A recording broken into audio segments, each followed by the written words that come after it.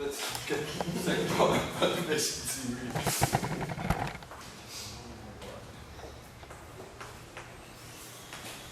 Okay, so what we saw last time is that the result that we got from first order perturbation theory in the interaction actually brought some problems, and we could actually understand where the problem comes from, and that was that the interactions between the electrons in first order are just a poor Coulomb interaction. But we know that since we are here considering a high density electron gas, there should be some reaction of the gas to the interactions themselves, or to let's say if you create holes or whatever in the Fermi sea, then there should be some reaction of the Fermi sea itself by means of screening the charge. So this means that actually the interaction potential in this Fermi sea shouldn't be the pure one, but it's a polarizable medium, so there should be some screening going on. This is what we want to discuss now. So if you go to higher order perturbation theory, this should become visible. So what we concentrate on again is now in higher order perturbation theory for the free energy. Let's first look at the second order, and there we should already see in a way what is going on to then make a step ahead and go to higher orders also. So let me just write down the expression that we get for calculating the second order term to the free energy.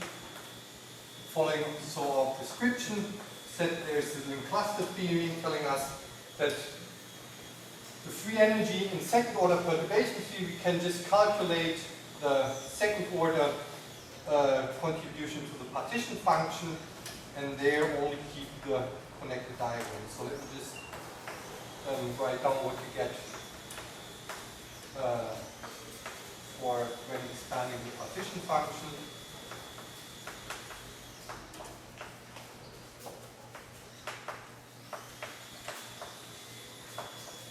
So this is the interaction term with the potential V of Q, and this all should be squared. If you go to second order, so all this sum is squared, and of this all we should take the expectation value with respect to the one integral.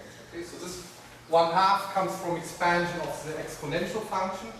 So this is just the second order expansion from the exponential function. This is the interaction term, and this is the prefactor that we have there, which was T temperature 12L cubed, so the square is just pulled out. Okay? So diagrammatically what we're considering is then two such interaction vertices,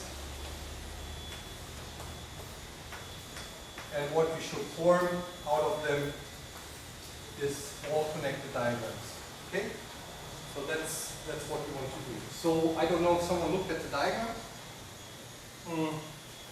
So let's see first how many diagrams would we expect. So we have 1, 2, 3, 4, 5, 6, 7, 8. So 4 incoming, 4 outgoing legs, and we said the rule is that we should have 4 faculty, 4, 3, 2, so 24 diagrams. Okay? So let's see. Okay, I just draw them down,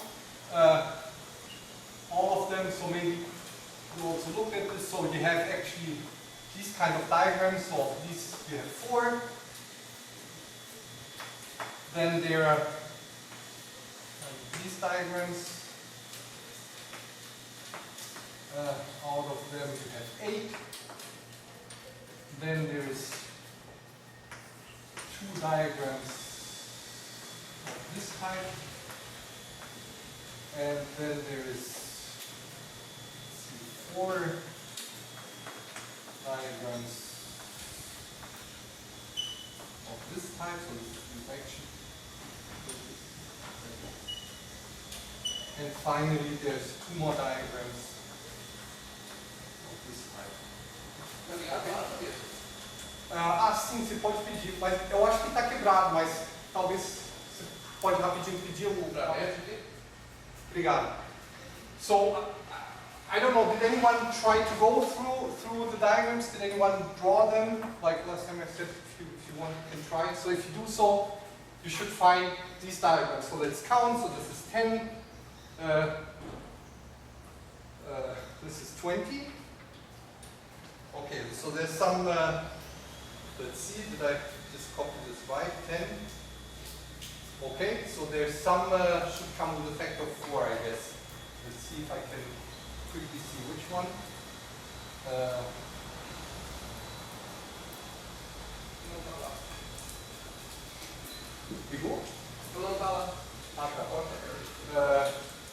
Okay, so homework, I don't figure out so quickly. Homework, try to figure out the numbers in front of it.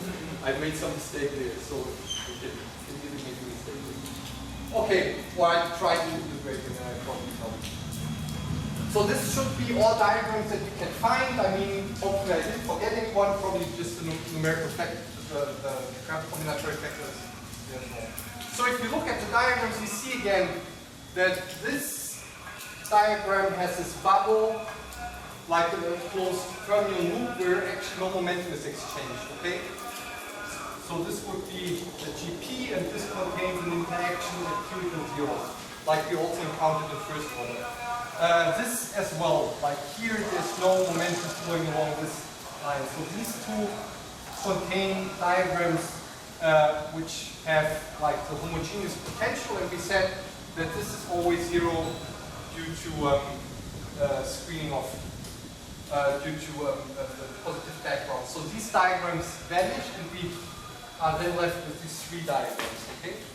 So let's then so let's just part 3.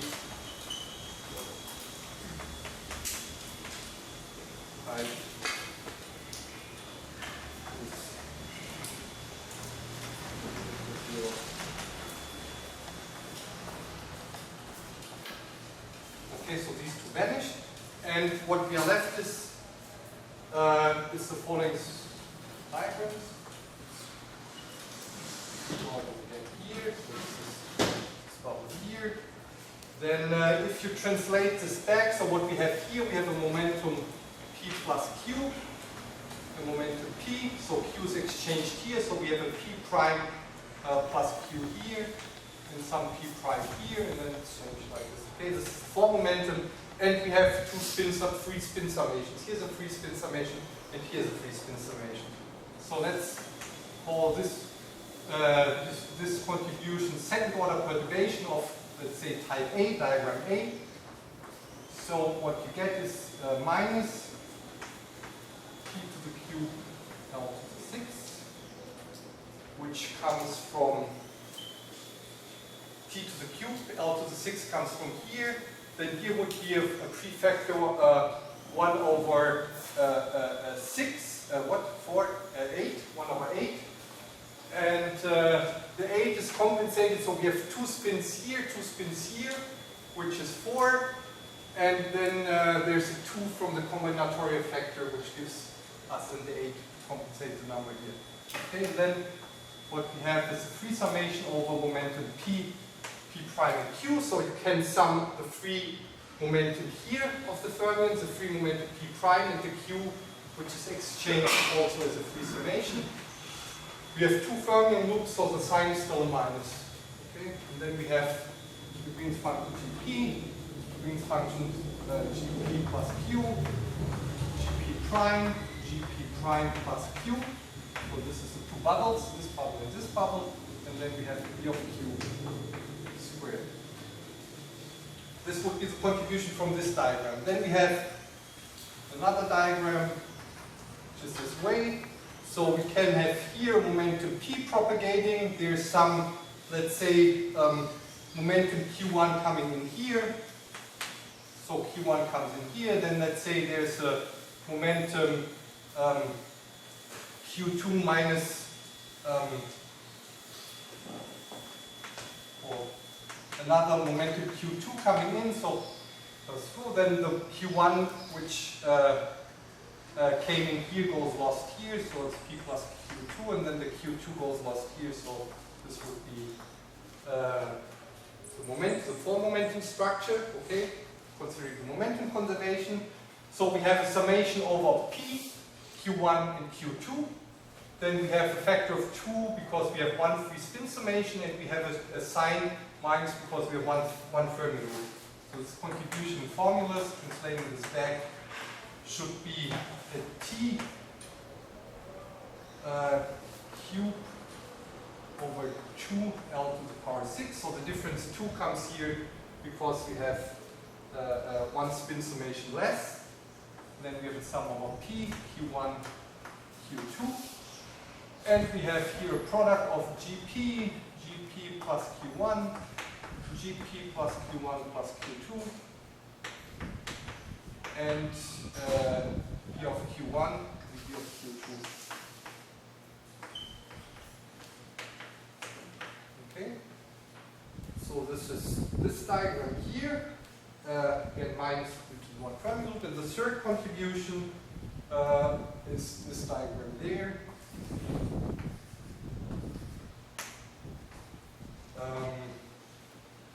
Where we have, let's say, here momentum P, then this, let's say, here is flowing in a momentum Q1.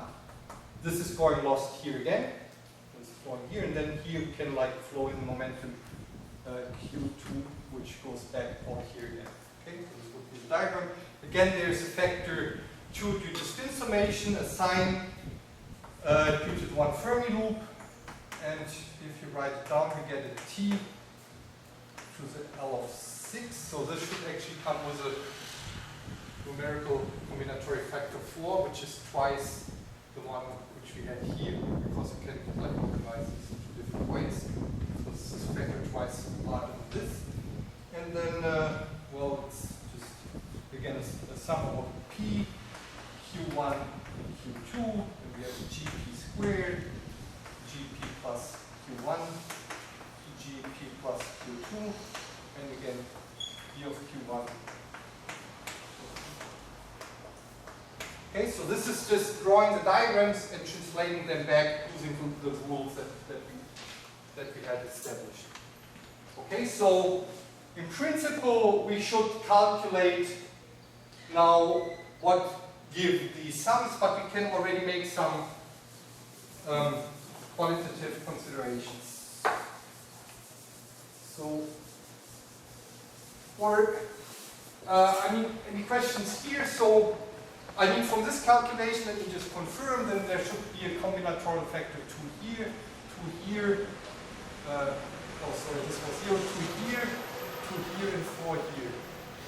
So this would give us 8 diagrams, so the remaining, okay, I'll check that, this is readable and understandable, yeah, just, signs, because counting Fermi loops, spin summations, leading to different factors 2 here, and the combinatorics, okay. So, let's first look at this diagram, because this is actually the simplest to see that what happens with this one. So let me just give here a brief argument that you can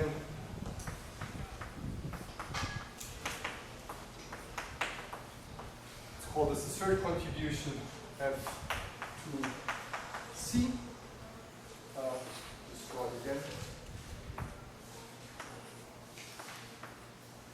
So what is important here is that we have twice a fermion propagator with momentum P here, okay, with the same momentum.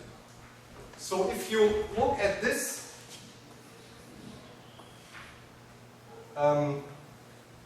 now written down in summation over the 3 momenta and the Matsubara, so there will be this contribution that was written here. So let's just look at this. So this is one free sum that we have, a free sum over for momentum P and Matsubara epsilon n. So this is an exercise that you can do. If you do the Matsubara summation of this product of 2 Green's functions, So what we saw is, well, you have to look at the poles of this. This has simple poles at the Fermi energy. So we expect that at the Fermi level. So if we look at the Matsubara summation technique, I mean, we restored this contour like we discussed last time, and we'll pick up just the poles of this propagator at the Fermi level. So if you do this, there should appear combinations of Fermi distributions after doing the Matsubara over fermionic frequencies, and actually the form that the distributions will appear, so you're invited to check this or maybe make an exercise out of it, is just the following form. So it turns out that if you look at the Matsubara summation, you will find the Fermi function at epsilon p, so you sum over p, and the Fermi distribution function of electrons and of holes, so 1 over 1 minus the distribution function. Okay?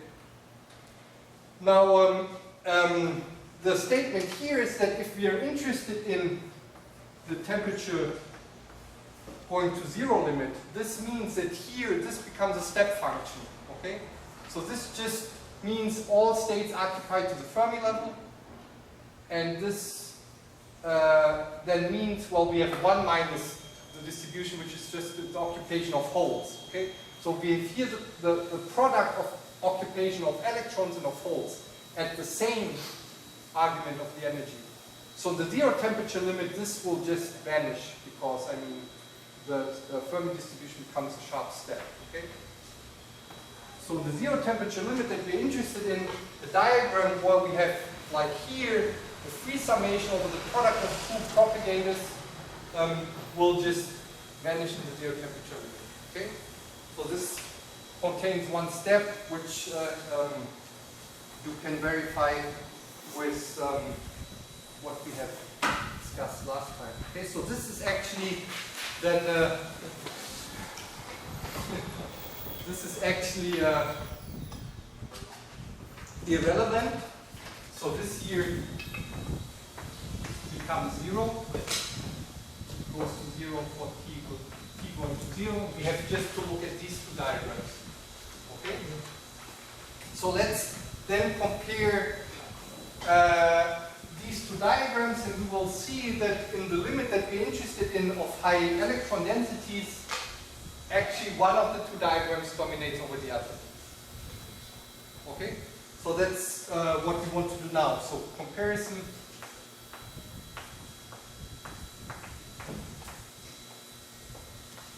of remaining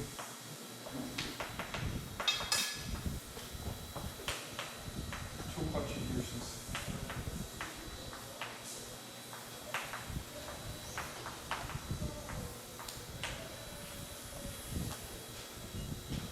Okay, so this contains one step that we should probably check.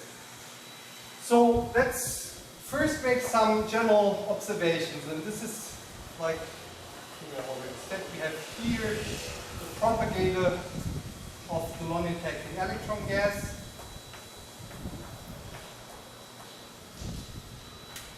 Which has this form here, so this is chemical potential, kinetic energy, and the Matsubara frequency. So we see that this propagator is peaked whenever you have momentum close to the Fermi level. Okay? So this just tells us, well, our excitations live close to the Fermi level. Okay? That's the first observation. Peaked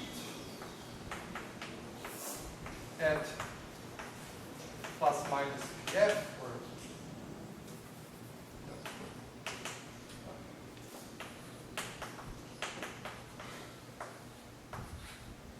peak at absolute value means the Fermi momentum. Just reflecting that our excitations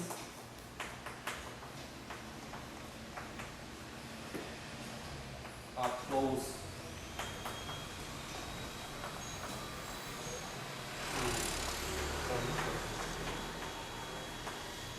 Okay, so this was the picture that we said like in 2 dimensions. We have here Px and Py. At low temperatures, we fill up all states up till some Fermi momentum. And then what happens actually is that states deep inside here are just inert, and like at final temperature, all the physics should be going on in a range around the Fermi level. Okay? This statement here. But this then means that in all the diagrams that we are drawing here, actually, we should always think of, well, the diagrams are relevant if we manage, or if the momentum of the three fermion lines here, if these momenta are close to the Fermi momentum. Okay? So only these should be relevant because this is just peak there. Okay? If we are like far down here, in let's say small momentum far away from the Fermi surface, this is just very small contribution. This means that only diagrams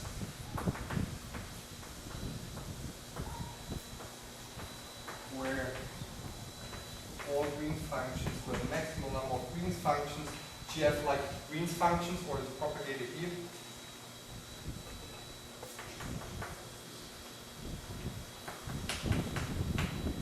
Green functions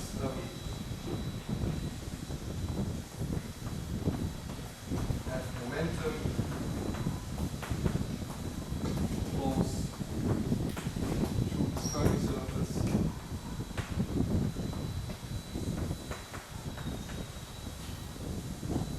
Give significant contribution.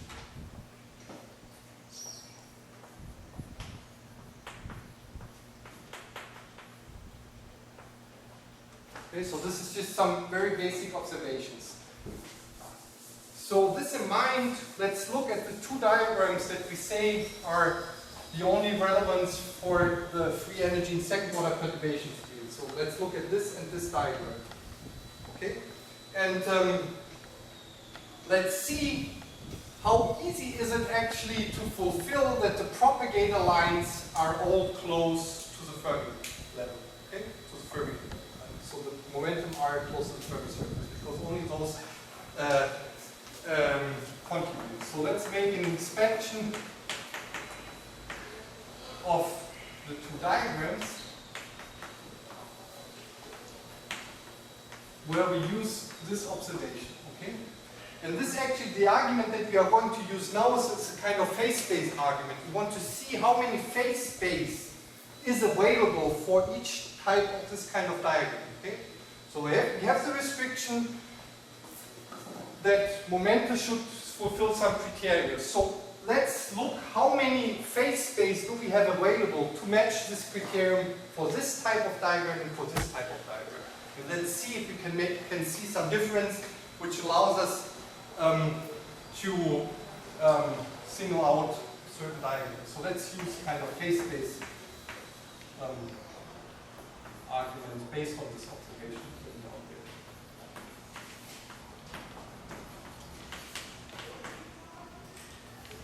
Okay, let's start with the first diagram. This momentum P should be close to the Fermi surface. Okay, no problem. So now what happens is electron propagating here will give up some momentum Q, and we have a propagator line with P. So if Q is small, then this P is also again close to the Fermi level. Now the Q exchanged here is actually the one which enters the Coulomb interaction potential, which goes as 1 over Q squared. So Q small actually also has large contribution. So we can, for thinking of Q being like much smaller than the Fermi momentum, these two propagators easily are close to the Fermi level. Now if this is the case, then this P prime should again be close to the Fermi level. But we see again, if Q is small, well then we immediately manage to suffice that these two propagator lines are again close to the Fermi level. Okay? Nesse garante que é pequeno, você está somando inteiro. Entende isso? Você está garantindo que é pequeno, mas está fazendo uma soma inteira. Não, exatamente. Eu estou olhando esse somatório que tem P, P' e Q. E só quero ver assim, quero contar assim, qual é o volume no espaço de fase, no espaço de P, que vai dar uma contribuição grande para esse diagrama. Então, eu tenho aqui 3 somatórios, P, P', Q. Vamos ter isso em conta. Primeira observação, P... Você está dizendo que só vai contribuir para o GP pequeno. Não, o P deveria ser numa faixa...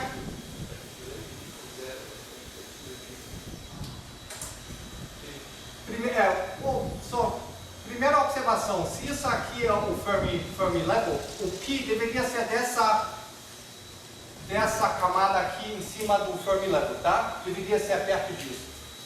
Aí, nós garantamos 2 propagadores morando aqui, se o Q não é muito grande. O Q, que a gente soma aqui, tem um propagador 1 sobre Q quadrado. Então, esse Q não vai ser da ordem de P fermi, que seria muito grande, seria suprimido de uma forma muito grande. Você tem que pensar desse P fermi sendo um valor muito grande em certas unidades, no large density level. Tá? So if this P just is taken from any of this like camada em cima do Fermi momento, o P prime, so the P prime also easily can be chosen to be any momentum from here. Okay? So we see that for Q being small, which we kind of can restrict here to because also the potential will give more weight to small momenta, we have here actually 2 summations over the Fermi surface, meaning this, how do you say camada? No. Huh? Yeah. Ah, yeah, exactly. So over this energy shell here in momentum space. So we have 2 free summations, okay? So let's write this down. The first type of diagram, for small q. And again, recalling that this is not actually any big restriction because of the potential we are considering. We have 2 free summations over the Fermi surface, meaning the summation over P and P prime, where their absolute value is of the order of P Fermi. Okay, so this is the 2 shells that I just picked here. Okay, so let's look at the second type of diagram, what happens there. So let's start out again with the same argument that we used. This propagator here wants to live in this momentum shell on the Fermi surface. Okay. Now, if this wants to live there, then again the Q exchanged here by due to interaction with the potential V of Q should be small and will be small. So then the P plus Q1 is also again on the Fermi surface. Now, here we scatter a second time, exchanging momentum Q2 again due to the Coulomb potential. So this Q2 is also again small. So we end up in a state P plus Q1, Q2, where P is again close to the Fermi level, and here we have again P plus Q2. But in the end, if you look at the entire diagram here, we see what happens is, well, if Q1 and Q2 are small, which should be small, then we have only one free summation over the Fermi surface. Okay? And actually we also see, if we would look at different values of Q, well, what we would have to need is, like, if we take the sum over Q more flexible and say, well, let's look at larger Qs, then you see you would have to suffice always at starting out from P close to the Fermi level. P plus Q1 should be close to the Fermi level, P plus Q2 also. Okay, so this could be some Q1 and Q2 still arbitrary, but then their sum should again give a vector close to the Fermi level. Okay, so this gives you a high restriction and actually tells you that, well, in the end, what you have here, instead of, like here, we had 2 free summations over the Fermi surface, we only have 1 free summation here over the Fermi surface, which is 1 summation less. So the phase space volume that you have available for sketching for these kind of processes depicted here is smaller than this. I'll give another physical picture for the reason why this is. Okay, but this is the first observation. The phase space volume, meaning how much volume and momentum space do we have available for this kind of process and this kind of process, they differ, and they differ in the observation that one has two free summations of the Fermi surface, the second only has one. So let's write this down. So if we start out again from the propagator living at the Fermi surface, then actually, so if you like, fine-tuning of both momenta Q1 and Q2 is necessary to make all propagators bring all propagators, so Green's functions, to bring all of the Green's functions close to the Fermi level.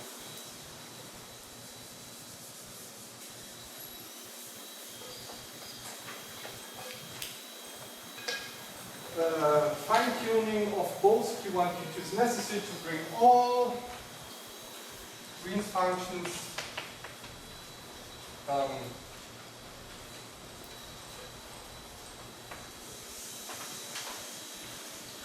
close to the Fermi surface.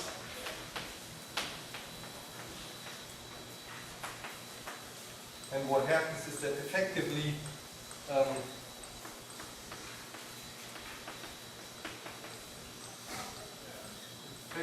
what you find is that you have one free momentum summation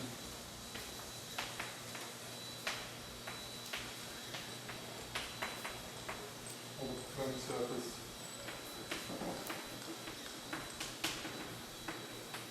over Fermi surface.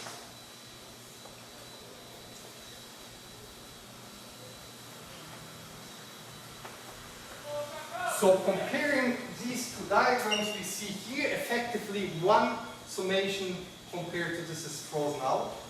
Meaning that in the large density limit that we're interested in, where P Fermi is large, this diagram becomes a type of diagram, or this diagram here. The physical processes corresponding to this diagram are negligible compared to the physical processes corresponding to this diagram.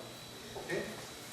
So this means that in this phase space kind of argument,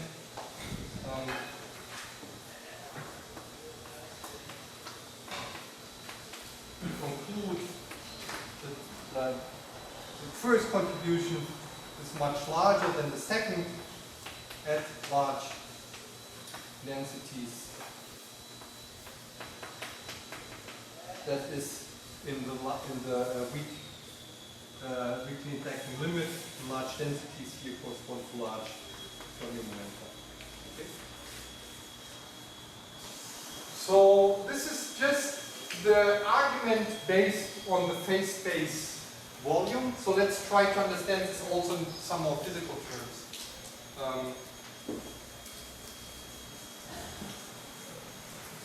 Or questions or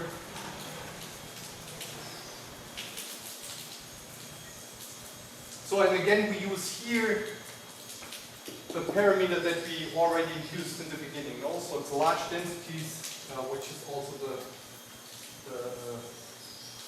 small RS limit where we are in the weakly interacting limit.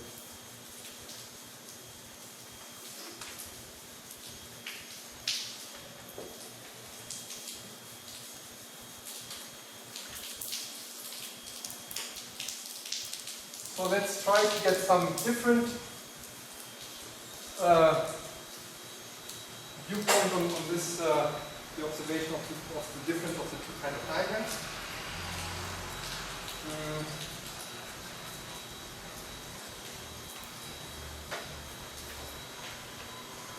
So let's try to see the physical picture behind the phase space argument. And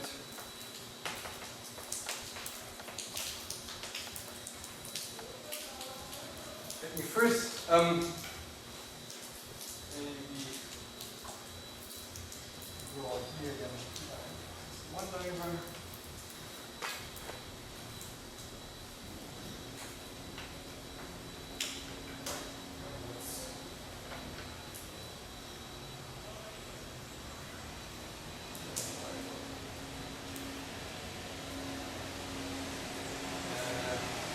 Okay.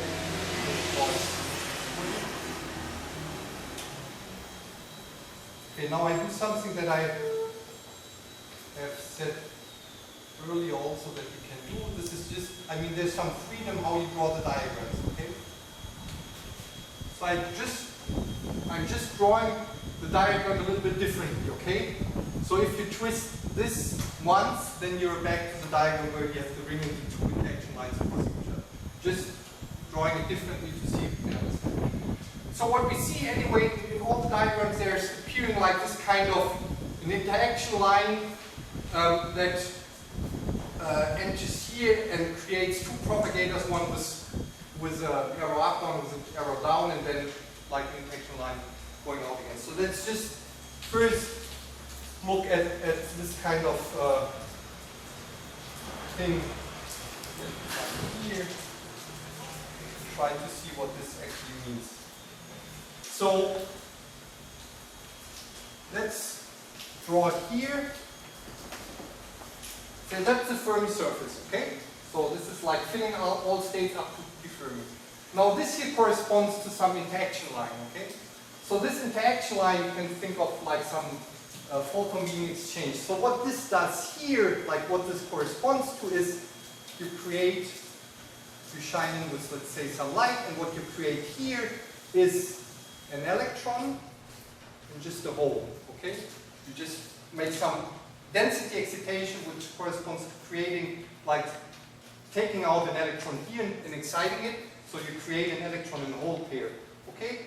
And these, for example, here just propagate and then maybe just annihilate again each other by then sending out flow, okay? So this would be something like what is called the polarization bubble, where the interaction creates this particle hole pair in this polarizable medium. Okay, so that's like what is called, this bubble here is called the polarization bubble.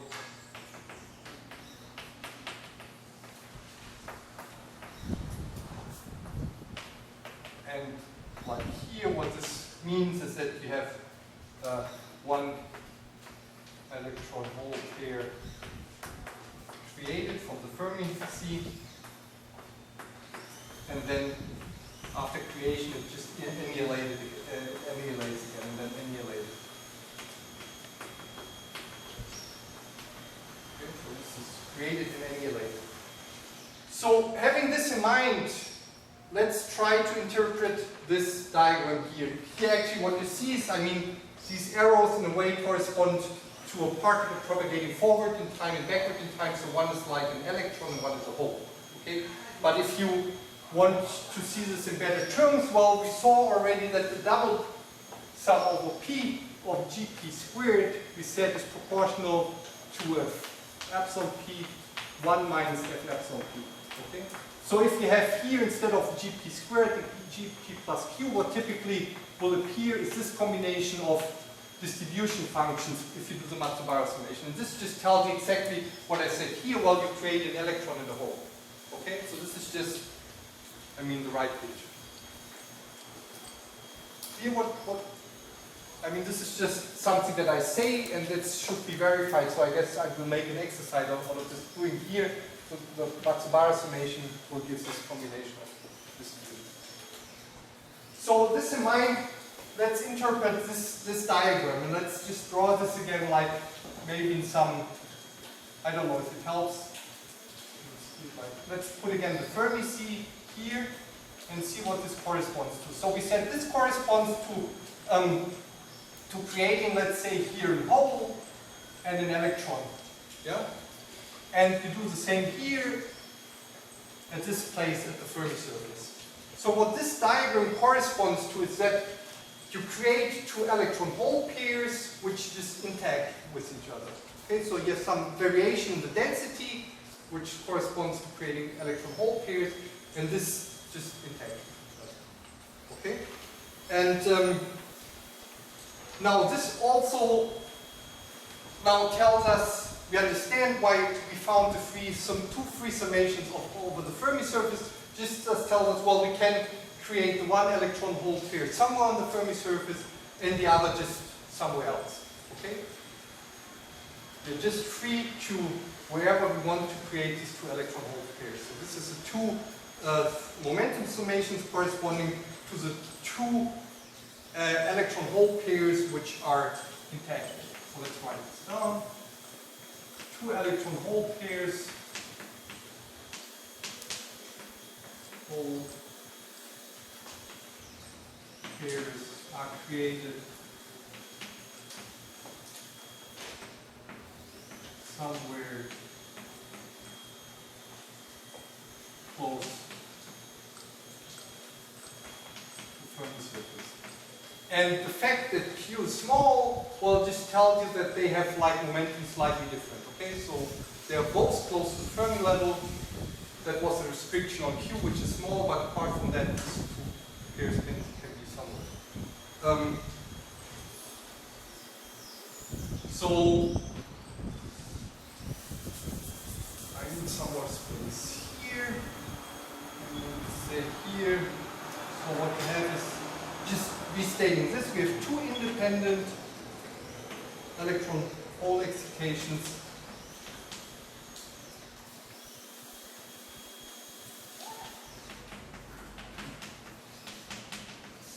which are intact in the second order process.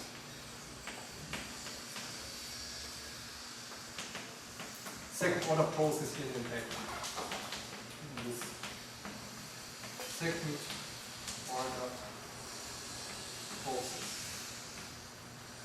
Okay, that was diagram 1, so let's then draw diagram 2 again. So we again create an electron hole, then let's draw it this way.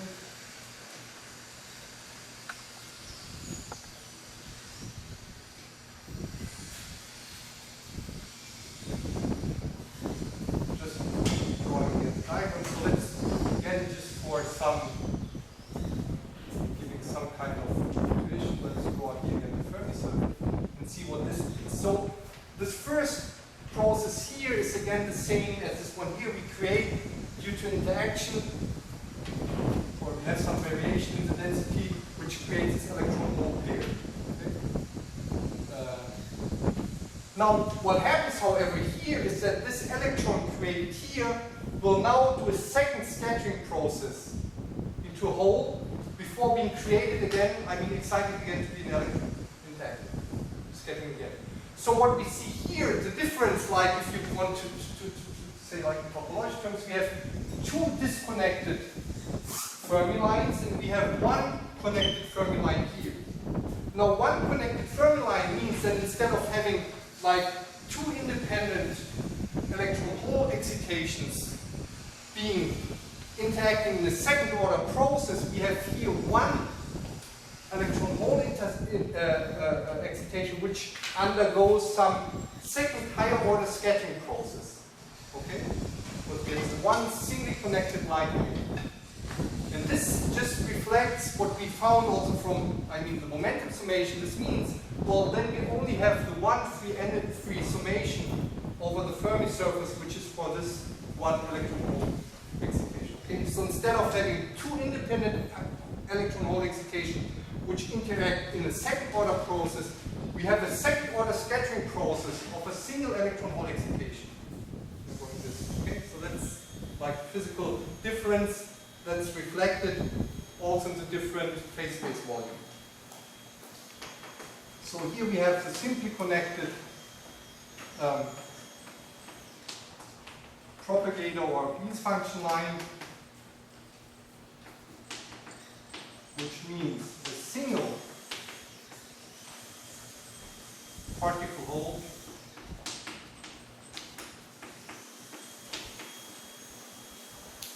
excitation stel 2 now undergoes a second order process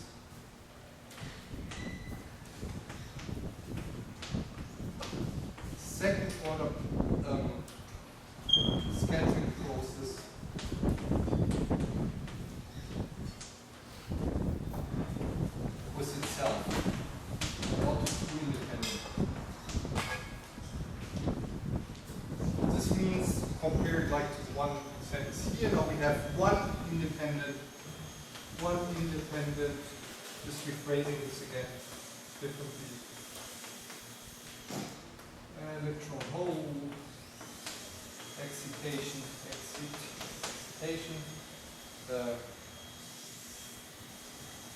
interacting in this second one.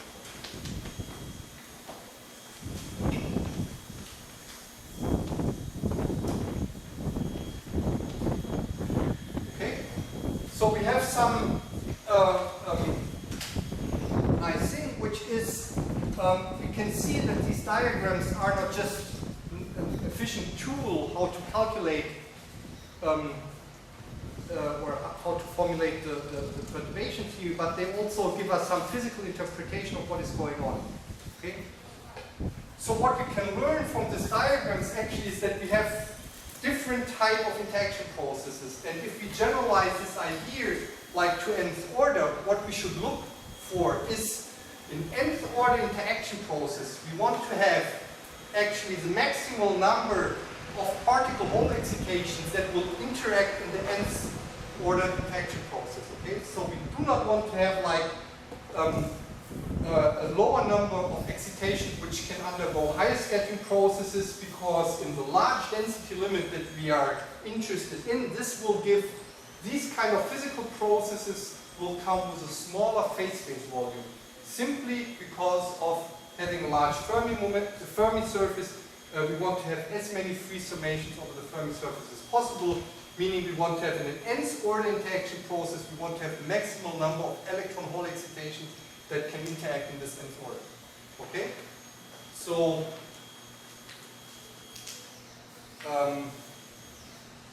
let's write this down and then see how we can use this now to go beyond second order and to really calculate the energy. So let's just write down this observation in the high density electron gas.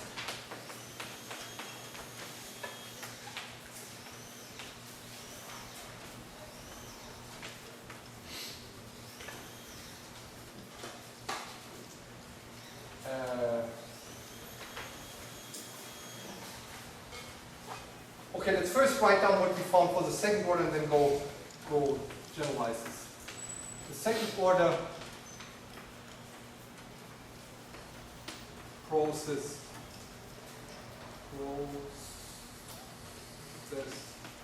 will more likely involve two electron hole excitations, two different electron hole excitations. Okay? So that's the message we got out from here, which I already generalized. So having said that this has a larger phase space volume than this just means that these processes are much more likely to occur than these. Okay? So just the probability of having a second order process involving two different excitations is much higher than having a process, a second order scattering process with a single excitation. And this generalizes then to higher orders, so in the higher electron gas, then in the nth order process will most likely involve n different electron hole excitations. And we can use this then to approximate in every order of perturbation theory the contribution to the nth order of free energy by a certain class of diagrams, which we'll draw down, and then we can actually resum for every, so taking into account in every order interaction, always the leading term, like the leading physical process consisting of n independent excitations, we can sum up the infinite series, so we can sum up all orders of perturbations to the free energy. This is what we do. Like, let's make 5 minutes break and then we do that. Okay?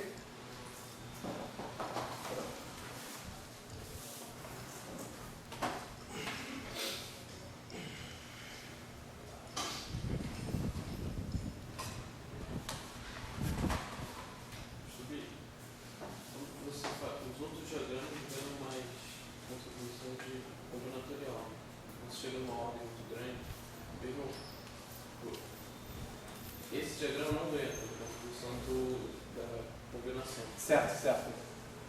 Mas ele mesmo assim vai ser lido em ordem quando você considera os outros diagramas com mais. Certo, mas isso é a ideia que você pega em certo tipo que você faz uma expansão na interação. Então você tem um parâmetro em cada ordem. Em cada ordem da interação você só pega a contribuição relevante. Então você, de certa forma, tem uma expansão em N, que seria, vamos falar, Gn, se G fosse o integro. Aí você tem uma contribuição Xn, que agora a gente falou que em cada ordem Xn, você tem uma contribuição 0, 1, and so on. Então, o que eu estou falando é que, na verdade, a gente vai pegar em cada ordem essa contribuição e somar todos.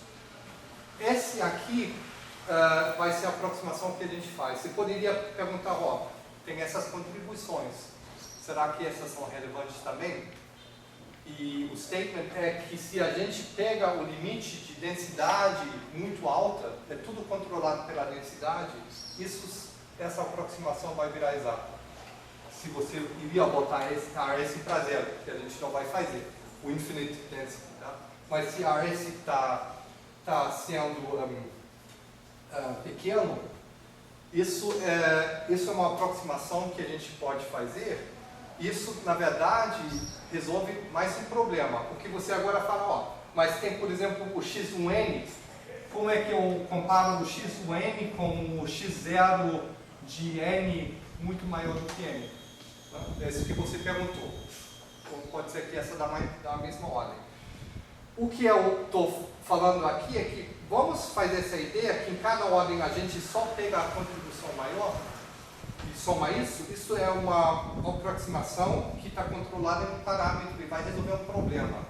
Porque se a gente está pensando sobre todos esses outros termos aparecendo aqui, isso vai nos dar um problema que a gente discutiu.